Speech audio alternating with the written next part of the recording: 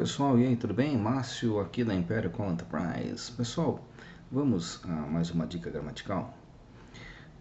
Vamos utilizar o verbo to paint, né, que significa pintar, em uma situação e vamos observar a característica do verbo nessa situação para que possamos fazer uma análise e depois um comparativo com a língua portuguesa. Tudo bem? Portanto, observem. The painting costs more than $1 million. Olha que interessante. The painting costs more than $1 million.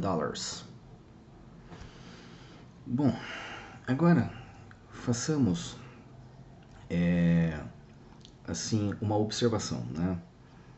Vamos fazer assim uma observação. The painting. Agora podemos observar que o verbo to paint ele está acrescido com ing, tá? E é aquela velha boa história, né? The painting, o pintando, fica sem sentido, não é? Então, olha que interessante. Neste caso, tá? Como o verbo no gerúndio ele vem logo após um artigo definido, ele passa a ser caracterizado como substantivo. Então, the painting significa a pintura.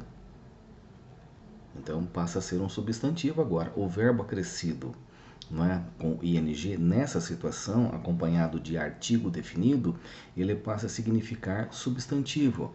The painting costs more than $1 million. A pintura custa mais que $1 milhão. Certo? Portanto, olha que interessante.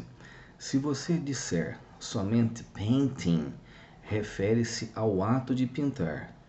The painting, aí já não tem nada a ver com o ato de pintar. Aí nós estamos trabalhando a ideia de um substantivo. No caso, a pintura. Tá?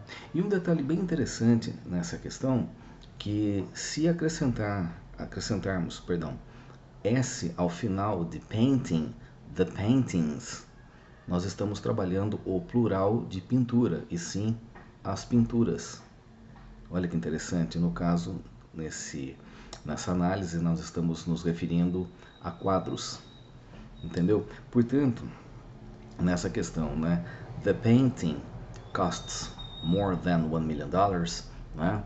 A pintura ou o quadro custa mais do que $1 milhão. Olha que interessante. É uma análise assim que chama atenção pelo posicionamento do verbo, porque se você trabalhar o verbo sozinho, entendeu? Se você fala assim, ó, painting costs more than $1 million, sem a utilização do artigo definido, fica completamente sem sentido. Porque é como se você falasse, pintar custa mais do que $1 milhão. Quer dizer, então fica sem sentido. Portanto, o artigo agora fez a diferença na análise do verbo que foi acrescido, né, que fora acrescido com o ing. Portanto, esta frase que nós estamos analisando, não é? The painting costs more than $1 million, simplesmente significa a pintura custa mais do que $1 milhão.